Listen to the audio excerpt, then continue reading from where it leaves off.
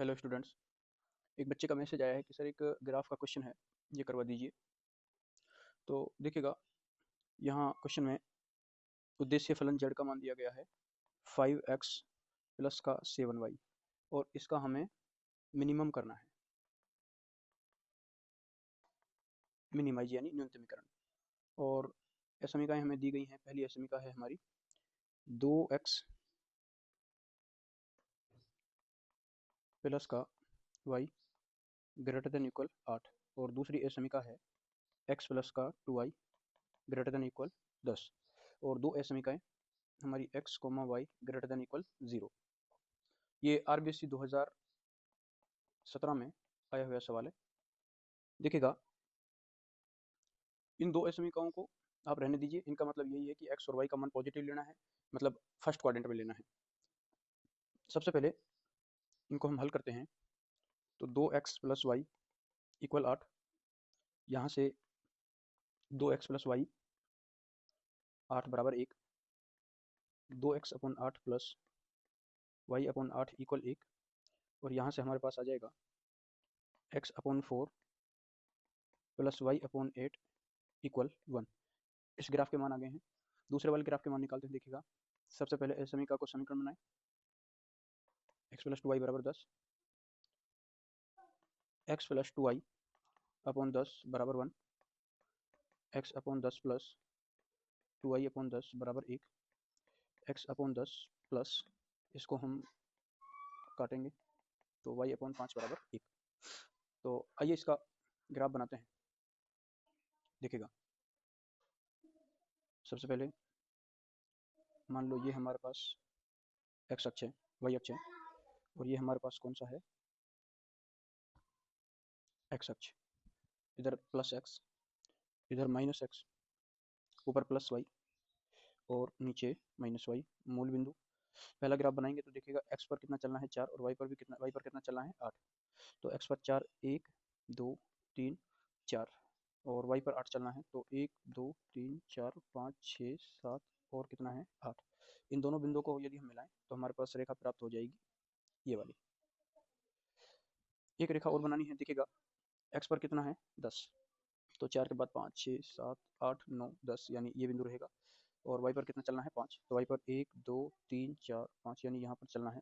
इन दोनों बिंदुओं को यदि हम मिलाएंगे तो हमारे पास रेखा प्राप्त हो जाएगी, ये वाली। ठीक है, अब इनके देखते हैं हम हल क्षेत्र।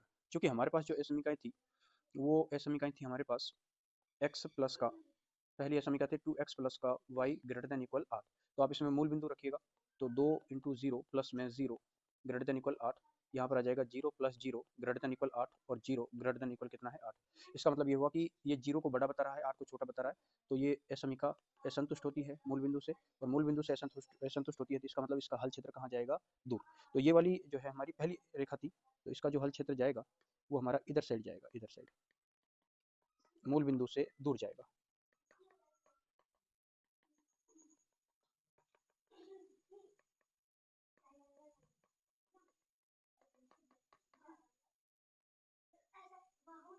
आगे हम बात कर लेते हैं दूसरी वाली असमीका। देखिएगा, दूसरी वाली असमीका हो जाएगी हमारे पास x plus 2y greater than equal 10।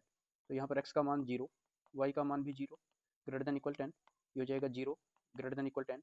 तो ये भी हमारी मूल बिंदु से कैसी है, असंतुष्ट। और असंतुष्ट होने के बाद इसका मतलब ये भी हमारी कैसी रहेगी, ये भी हमारी मूल बिंदु से, इसका हल क्षेत्र भी कहाँ जाएगा, दूर। तो देखिएगा, इसका हल क्षेत्र जो रहेगा हमारे पास वो ये वाला रहेगा।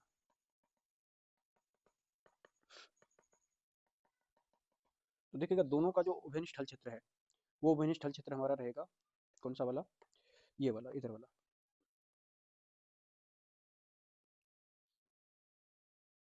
मूल बिंदु से दूर जाता हुआ, और दोनों का उभयनिष्ठ।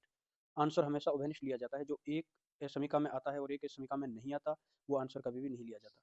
अब हमें इसके जो किनारे पॉइंट हैं वो निकालने हैं, और किनारे पॉइंट निकालने के बाद हमें इसका न्यूनतम मान निकालना है।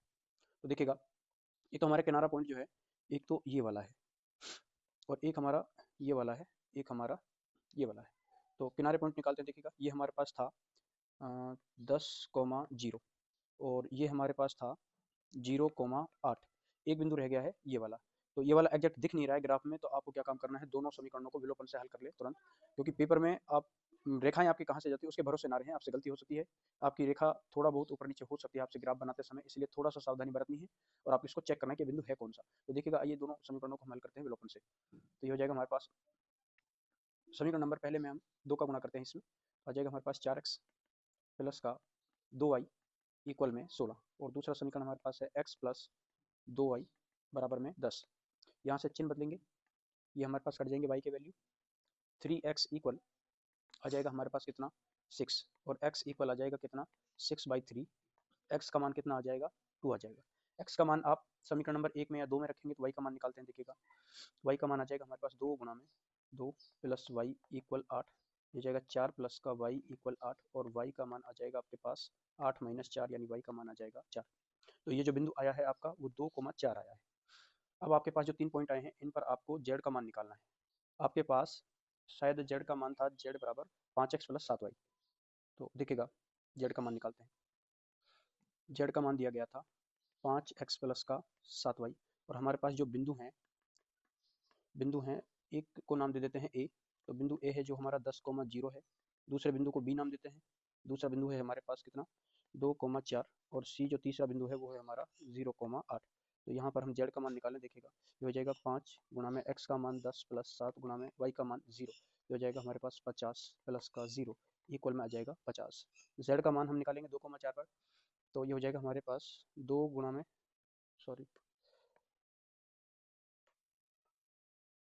देखिएगा ये हो जाएगा हमारे पास 5 गुणा में x का मान 2 प्लस 7 गुणा y का मान 4 इक्वल 10 प्लस 7 चौक 28, यानी कितना आ जाएगा 38, और एक रह गया हमारे पास z का मान 0,8 पर, तो ये हो जाएगा हमारे पास 5 गुणा में x का मान 0 प्लस 7 इंटू वाई का मान 8 बराबर में 0 प्लस 56, यानी कितना हो जाएगा हमारे पास 56। हमसे पूछा गया था इसका न्यूनतम मान, तो न्यूनतम मान इसका आता है किस पर, न्यूनतम मान आता है इसका 2,4 पर, और न्यूनतम मान है कितना 38। और कोई क्वेश्चन अगर आपको पूछना हो पेपरों से पहले तो आप कमेंट में लिख दें, उसका आंसर आपको डाल दिया जाएगा।